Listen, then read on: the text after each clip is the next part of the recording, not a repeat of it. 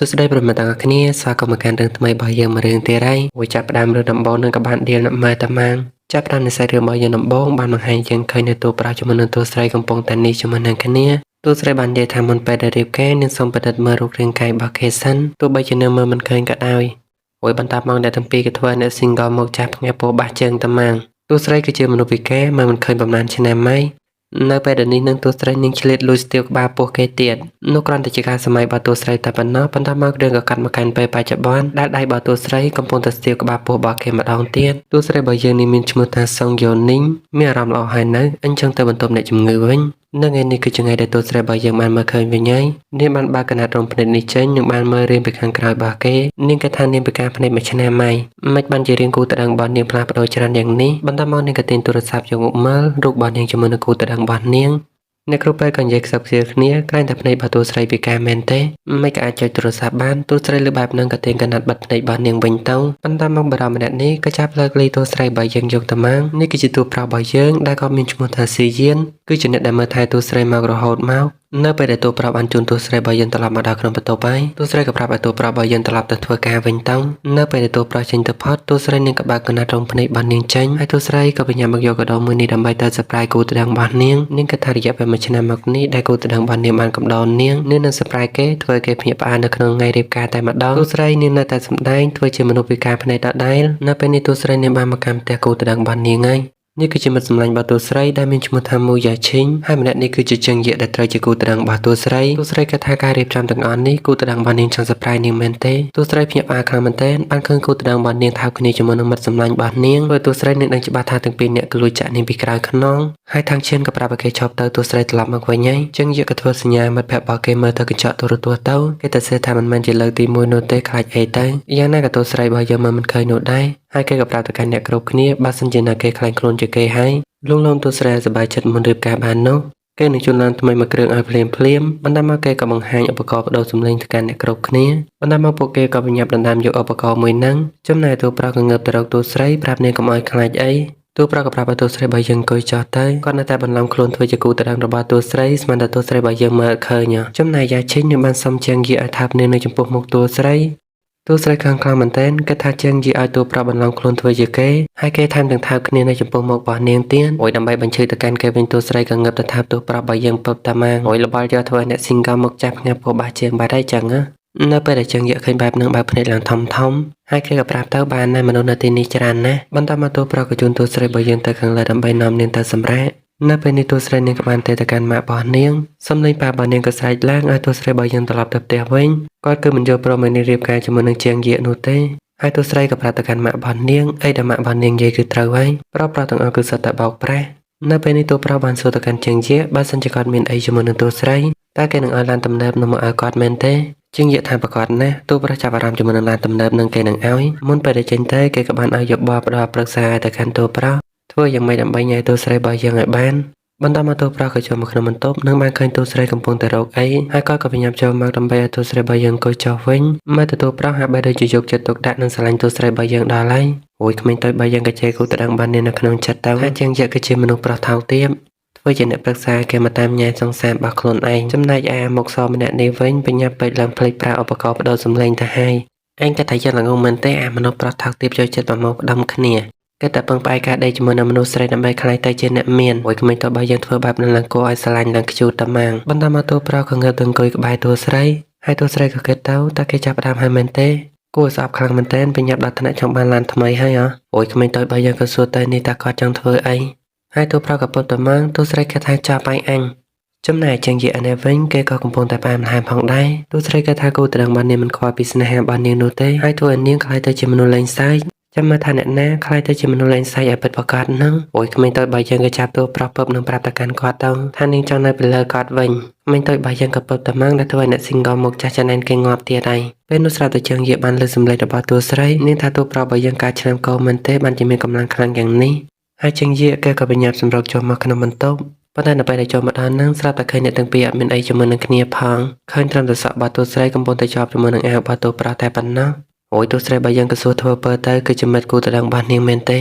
តែគេមានបញ្ហាអីទៅស្ដាប់មើលទៅដូចជាខឹងម៉េះចឹងនិយាយប៊ីបើនិយាយអីមិនចេញនោះទេប៉ុន្តែបានមិត្តភក្តិរបស់គេជួយនិយាយវិញគាត់សង្ហាខ្លាំងណាស់ឥឡូវនេះម្យ៉ាងទៀតយ៉ាឈិញតែងតែតាមញ៉ែគេរហូតមិត្តប្រុសរបស់នាងក៏ដឹងរឿងនេះដែរហើយក៏រករឿងតែម្ដងទៅ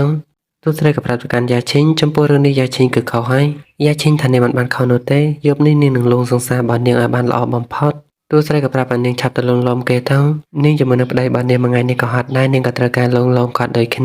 ាមុនពេលដែលចេញទៅទូប្រុសក៏បានផ្ដាំទៅកាន់គេដើម្បីកុំឲ្យបែកការគាត់នឹងប្រាប់ផ្ទះរបស់គេជាមួយនឹងឡានរបស់គេសិនជាមួយនឹងយ៉ាឈិញជិះតាក់ស៊ីទៅវិញទៅអូយក្មេងតបបើយើងខូចដែរប្រឹងស្ដាប់គេដែរហ្នឹងហើយនាងក៏សួរទៅកាន់ពួកគេថារួចរាល់ហើយនៅនាងងងុយគេញ៉ៃចឹងយើងអត់យល់ព្រមបកសាឡានឯនោះទេយ៉ាងណាក៏ទូប្រាប់ឲ្យយើងយកពីដៃរបស់គេដែរអូយទូស្រីរបស់យើងក៏ក្បាលខូចណាស់ដែរប្រកែបិឈឺគេដែរហ្នឹងប៉ុន្តែការបិឈឺរបស់នាងមានប្រសិទ្ធភាពធ្វើឲ្យចឹងយើងរៀងស្លោអាចដែរនៅយប់នេះក្មេងតូចបើយើងកំពុងតែភ័យស្លន់ស្លោហើយនាងឆ្ងល់ខ្លាំងមែនទែនតែយប់នេះទូប្រុសទៅស្នាក់នៅទីនេះមែនទេនៅពេលនោះទូប្រុសក៏បើកទ្វារចូលមកហើយក្មេងតូចបើយើងក៏រៀបរកពីបាត់នាងធ្វើជាមើលមិនឃើញវិញទូប្រុសចូលមកក៏បានពាក់អាវនោះទេក្មេងតូចឃើញបែបនឹងបើកភ្នែកឡើងធំអូយក្មេងតូចបើយើងនឹងព្រាមរះដែរអ្នកទាំងអស់គ្នានាងគិតថានាងមើលមិនឃើញមួយឆ្នាំហើយនេះគឺជាលើកដំបូងដែលនាងបានឃើញរឿងបែបនេះទៅវិញពេលនឹងស្រាប់ទទួលប្រោតដល់កសែងរបស់គាត់ក៏វត្តចោលទៅម្ខាងកាន់មកកាន់ជាងយានៅវិញគេនៅអត់សក់នោះទេគូក្បាលរបស់គេគិតតែពីរឿងទូស្រីជាមួយនឹងទូប្រោបន្ទាប់មកគេក៏ប្រាប់ឲ្យអ្នករត់តាក់ស៊ីបើកត្រឡប់ទៅក្រោយវិញចំណែកក្មេងទៅគិតថាទូប្រោសតែអារម្មណ៍មែនទេចេញមកពីក្នុងបន្ទប់ទឹកភ្លាមផ្លាបដូរសម្លៀកបំពាក់នៅចំពោះមុខបាននាងទៀតនាងប្រាប់គូក្បាលរបស់ខ្លួនឯងនៅកុំឲ្យគេទូប្រោគ្រាន់តែជំនួសបោកប្រាស់ដើម្បីលុយតែប៉ុណ្ណោះទូប្រោក៏សួរទៅកាន់ទូស្រីភ្នែករបស់នាងមិនស្រួលមែនទេឲ្យគាត់មើលបន្តិចមើលអូយទូស្រីបើយើងបើកភ្នែកឡើងធំនិយាយថាពិតជាខ្លាំងមែនទូប្រុសសួរថាខ្លាំងអីទៅគឺអូនចង់មានន័យថាអូនងងុយគេងខ្លាំងណាស់កាំងនិយាយថាមិនតាន់ធ្វើផងចង់គេងហើយស្ទីបបងទៅបងខំហាត់ប្រាណពេញមួយឆ្នាំយ៉ាងម៉េចដែរពីមុននឹងឥឡូវពេញចិត្តមួយណាជាងទូស្រីក៏ថាមកសោម្នាក់នេះលេងមែនទេបន្ទាប់មកទូប្រុសក៏បំរើទូស្រីបើយើងនាងពេញចិត្តតាម៉ាងអូយរឿងរបល់យល់នេះសម្បុកកន្លែងឌីលអ្នកមើលម៉េះនៅពេលដែលចឹងយកមកដល់ក៏បានលើសំឡេងរបស់ទូស្រីនិយាយវាយ៉ាងបន្តិចបោកផងធំពេកចៅអូនខ្លាចណាស់បន្ទាប់មកគេក៏បានបើកទ្វារប្រាប់ទៅកាន់ទូស្រីថាគេនោះទេទៅជាគូស្នេហ៍របស់នាងទូប្រោជាមួយនឹងទូស្រីបានធ្វើអីដូចជាគេនោះទេទូប្រោកំពុងតែបន្តថ្នាំភ្នែកឲ្យទៅកាន់ទូស្រីតែប៉ុណ្ណោះអូយក្មេងទៅបើយើងក៏ធ្វើជាសួរទូប្រោណាគេមកទៀតដែរទូប្រោក៏ប្រាប់ទៅគឺជាមិត្តរបស់គាត់ដែលបានចូលរួមក្នុងកម្មវិធីមុននេះប្រហែលជាគេផ្លេចយករបស់អីទៅហើយទូស្រីក៏សួរទៅកាន់គេមុននេះគេនិយាយពីអីអ្នកណាប៉ែតអ្នកណាខ្លាំងអូគឺខ្ញុំមកទីនេះគឺយករបស់មកឲ្យចាំងជានោះទេគឺគេផ្លេចអាវភ្លៀងមិនតាន់រៀបការត្រឹមត្រូវនោះទេទូស្រីគិតថាគេនឹងគោរពតាមសន្យារបស់គេណាទើបត្រឡប់មកយករបស់នេះមកឲ្យវិញនៅពេលដែលចឹងនិយាយចិនទៅបាត់ទូប្រាប់ឲ្យយើងក៏ចាប់ទូស្រីបាយយើងមកបឺតមកតាម៉ាងអូយក្មេងទៅបាយយើងគិតថាមិនតាមបាននិយាយអីផងក៏ចាត់ការឲ្យមែនទេព្រលឹមឡើងនៅពេលដែលទូស្រីភ្ញាក់ឡើងនាងគិតថាពួកគេទាំងពីរគឺមានទំនាក់ទំនងល្អជាមួយនឹងគ្នាណាប៉ុន្តែចឹងនិយាយបាយជាឲ្យទូប្រាប់ឲ្យយើងប៉ះពាល់ខ្លួនរបស់នាងទៅវិញប្រពន្ធសម្លាញ់ភ្ញាក់ពីគេឲ្យមែនទេបន្ទាប់មកទូប្រាប់ក៏នាំទូស្រីបាយយើងឡើងឡានហើយទូស្រីឆ្ងល់ខ្លាំងមែនទែនចង់នាំនាងទៅណាទៅប្រពន្ធសម្លាញ់អង្គុយស្រួលបួលទៅអូយក្មេងទៅបើយើងគិតថាណាគេគឺជាប្រពន្ធរបស់គាត់ទៅគឺជាមនុស្សឆ្លៀតឱកាសពីនាងសោះមានណាទៅប្រាប់បានបិទមាត់កូនស្រីរបស់គេទៀតហើយទូស្រីគិតថាថើបទៀតហើយតែនាងក៏អបខ្លាំងណាស់មែនទេតាមពិតទៅទូប្រុសក៏នាំទូស្រីមកញ៉ាំបាយហើយទូស្រីនឹងក៏សួរធ្វើពើនៅទីនេះមានមនុស្សទេមិនក៏ស្ងាត់ម្ល៉េះ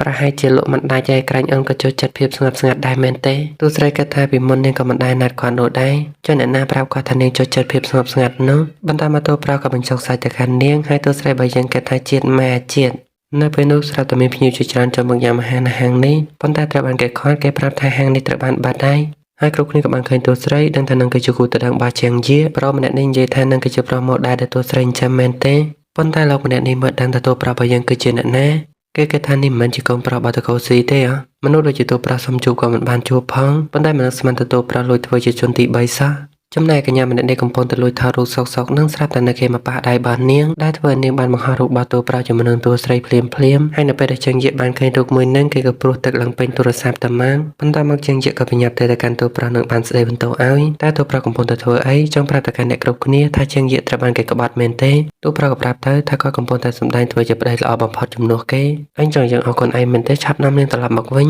ញហើយទូប្រុសក៏ឲ្យគេចេញលុយការណាត់ថ្ងៃនេះឲ្យគេរ៉ាប់រងផងអូយទូស្រីបើយើងគិតថាមនុស្សប្រុសម្នាក់នេះខ្លាំងមិនធម្មតានោះទេហ៊ានយកនាងធ្វើជាលេសដើម្បីបានផឹកស៊ីសប្បាយបន្ទាប់មកទូប្រុសក៏ប្រាប់ឲ្យគេគិតលុយទៅកុំភ្លេចចេញមកកាយបាល់ក្រុមហ៊ុនផងនៅពេលដែលទូប្រុសជាមួយនឹងទូស្រីចេញទៅបាត់គេក៏បញ្ញាប់ជួបថ្ងៃរបស់គេគិតថាសិទ្ធិអំណាចរបស់ទូប្រុសគឺពិតជាគួរឲ្យខ្លាចណាស់នៅពេលដែលចេញមកដល់ខាងក្រៅទូប្រុសបំរុងដើម្បីទូស្រីទៅកន្លែងឡានប៉ុន្តែទូស្រីបើយើងបដិសេធប្រាប់ទូប្រុសបើយើងឲ្យបើកឡានមកកន្លែងនេះមកនាងចូលចាំគាត់នៅកន្លែងនេះនៅពេលដែលគេចេញទៅបាត់ក៏និយាយតែម្នាក់ឯងទៅនៅសម្ដែងធ្វើបារម្ភទៀត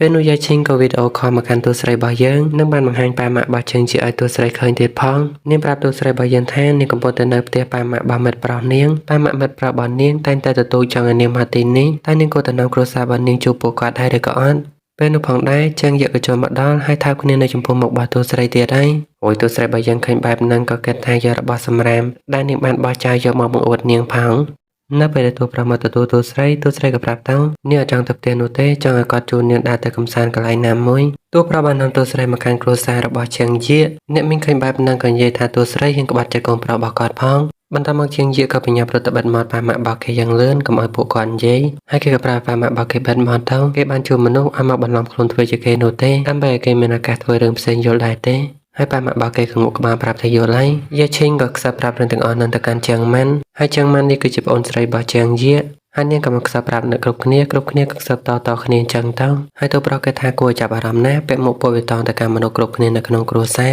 របន្តមកតួស្រីនឹងក៏សួរទៅនេះមកទេនេះរំខានពួកគេទេហើយអ្នកមីងក៏ប្រាប់ទៅវិញមិនរំខានទេនៅពេលដែលតួប្រុសជួនតួស្រីទៅអង្គុយស្រាប់តែយាឈិញយើងបានយកជើងរបស់នាងដើម្បីតាក់ជើងតួស្រីប៉ុន្តែមានតែបានតាក់ជើងតួស្រីណាតួស្រីរបស់យើងជន់ជើងរបស់នាងពើបតាម៉ាមួយនាងក៏បានស្រែកថាឈឺ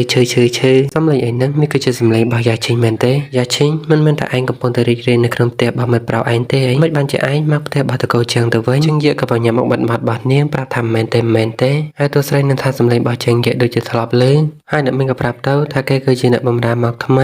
ីអ្នកមីងក៏ប្រាប់ឲ្យយាឈិញចាប់នាំតួស្រីទៅអង្គុយសម្រាកទៅយាឈិញបានត្រឹមតែខំមកសង្កត់ចិត្តធ្វើជាអ្នកបម្រើសិនចាជើងយាកក៏សួរតួប្រុសមិនបានជានាំតួស្រីមកទីនេះតួប្រុសថាតួស្រីចាំមកដល់ខ្លួនឯងហើយគាត់ក៏មិនដឹងដែរថានេះគឺជាផ្ទះរបស់គេនោះជើងយាកក៏ប្រាប់ឲ្យតួប្រុសបដូរគ្នាវិញទៅនៅពេលដែលតួស្រីរបស់យើងលើកបែបហ្នឹងនាងក៏ធ្វើជាចង់ដួលទៅក្បែរតួប្រុសរបស់យើងវិញលោកប្តីអូនគិតថាបងមកជួយអូនវិញទៅស្រីបម្រើម្នាក់នោះវាឆ្កងណាស់វានឹងធ្វើឲ្យអូនដួលទៅហើយអូយតួប្រុសរបស់យើងក៏លើក3តួស្រីរបស់យើងពឹបតាម៉ាងនៅពេលដែលញ៉ាំបាយតួស្រីក៏ប្រាប់ទៅកាន់តួប្រុសថានាងចង់ញ៉ាំនំខេកហើយតួប្រុសក៏បញ្ចុកនំខេកនឹងទៅកាន់នាងទៅអូយជើងយាកឃើញបែបហ្នឹងក៏គិតថាស៊ីយានអាមនុស្សល្ងងពេលណារកឱកាសដូរជាមួយនឹងឯងបានទៅបន្តមកជើងម៉ាន់ក៏និយាយថាវាហួសហេតុពេកហើយទោះបីជាប្រការភ្នែកក៏ដោយក៏មិនដល់ថ្នាក់ឲ្យគេបញ្ចុកបែបនេះដែរអ្នកមីងថាមែនហើយមិនតាន់រៀបការត្រឹមត្រូវហងដល់ថ្នាក់ឲ្យគេបញ្ចុកហើយពេលដែលរៀបការមែនទែនគាត់មិនអនុញ្ញាតឲ្យកូនប្រុសរបស់គាត់បម្រើនាងនោះទេទោះស្រីក៏ប្រាប់ទៅថាអ្នកទាំងអស់គ្នានឹងយកច្រឡំហើយយកមិញនឹងបានមើលថែប្តីរបស់នាងរហូតដល់អស់កម្លាំងព្រោះតែគាត់បន្តមិនឈប់នោះទេអូយលោកតាជាងលើបែបนั้นឡើងចង់បាបពុះផ្ងាយជើងតាម៉ាងជាងយកគេថាយកមិញសួរតួប្រុសរបស់យើងច្បាស់ណាស់ថាគ្មានរឿងអីកើតឡើងនោះទេឥឡូវនេះបើជាខាងស្រីថាបន្តមិនឈប់អូយចោលហើយចំណែកជើងម៉ាន់ស្ដាប់លើបែបហ្នឹងក្តៅដោយបាយពុះតាម៉ាងក៏ប្រហែលជាលួចស្រឡាញ់តួប្រុសឲ្យមកទៅបន្តមកយាឈិញក៏ប្រាប់ទៅកាន់នាងកុំបារម្ភអីគេមានវិធ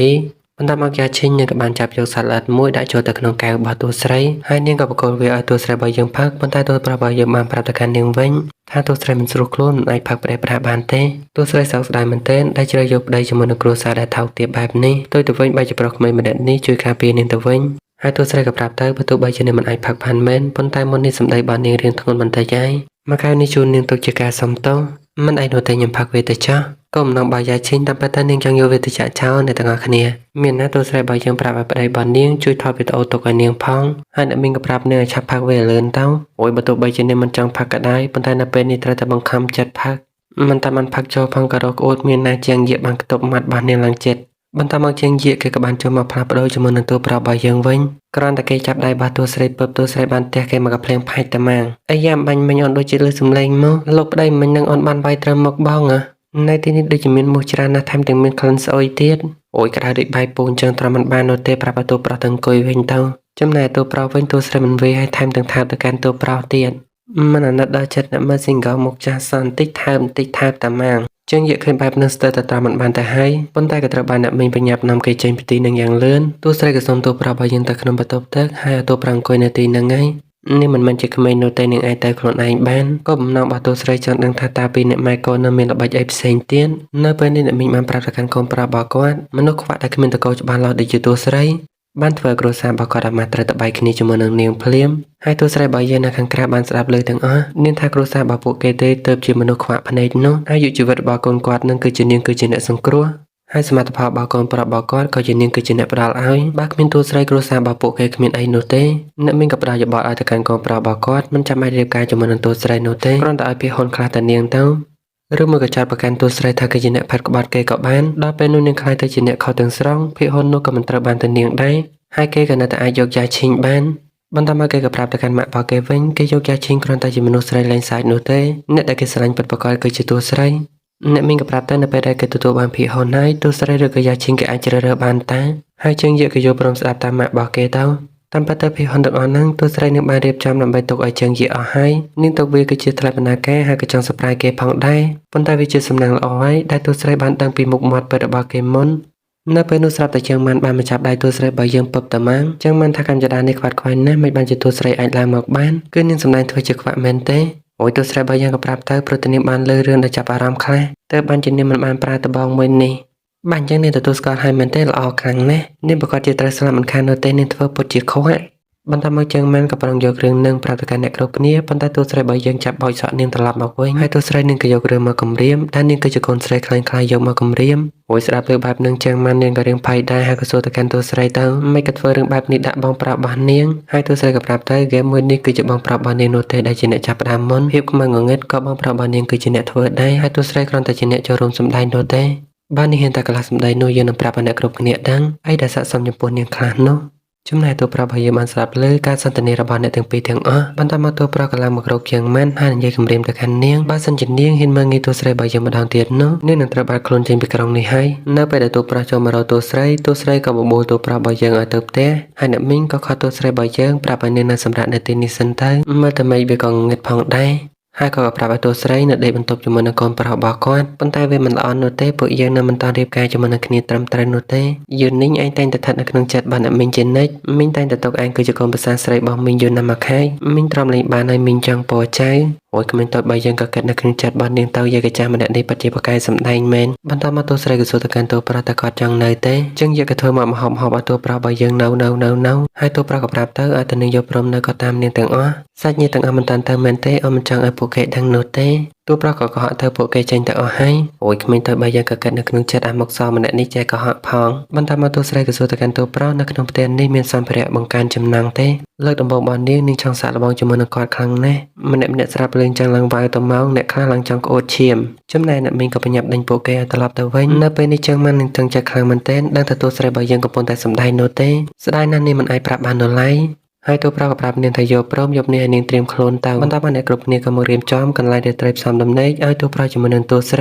ីមកទៅកាន់ជើងយៈទៅដឹងថាគេពេញចិត្តប៉ុណ្ណាបន្ទាប់ពីរៀបចំបន្ទប់រួចរាល់អ្នកមីងក៏ចេញទៅដើម្បីទៅហៅអ្នកកសែតនេះគឺជាផែនការរបស់ពួកគេចាប់តួស្រីរបស់យើងថានាងបានក្បត់ផាត់នៅពេលដែលពូមីងចេញទៅបាត់ជើងម៉ាន់នាងក៏ចូលមករកបងប្រាប់របស់នាងចូលមកប្រាប់បងប្រាប់របស់នាងភ្នែករបស់តួស្រីមិនបានខ្វាក់នោះទេប៉ុន្តែនៅពេលនោះតួស្រីនាងក៏បានចូលមកខាងក្នុងល្មមអូយគ្រាន់តែឃើញតួស្រីរបស់យើងភ្លាមនឹងនៅមិនបាននោះទេបញ្ញាប់ដាក់មេប្រិចរត់ទៅយ៉ាងលឿនចំណែកជើងយៈមុនពេលដែលចេញទៅគេបានផ្ដល់សញ្ញាបែបនេះឲ្យតួប្រុសអូយដើរចេញមិនតាមបានប្រមាណផងតួស្រីក៏បានតាក់ជើងរបស់គេដួលផ្កាប់មុខតាម៉ាងទោះបីជាឈឺក៏គេមិនហ៊ានបញ្ចេញសម្លេងនោះដែរខ្លាចតួស្រីរបស់យើងដឹងហើយតួស្រីរបស់យើងនឹងក៏សួរធ្វើពើអំបញ្ញមិញនឹងទាអីហ្នឹងតួប្រុសក៏ប្រាប់តែគ្មានអីនោះទេបន្ទាប់មកតួប្រុសក៏បញ្ញាប់បាត់ទ្វារចំណែកទឹកមុខរបស់ជើងយៈនៅពេលនេះពិបាកមើលខ្លាំងមែនទែនពីព្រោះថាមនុស្សដែលគេស្រឡាញ់កំពុងតែចូលទៅក្នុងបន្ទប់ជាមួយនឹងប្រុសផ្សេង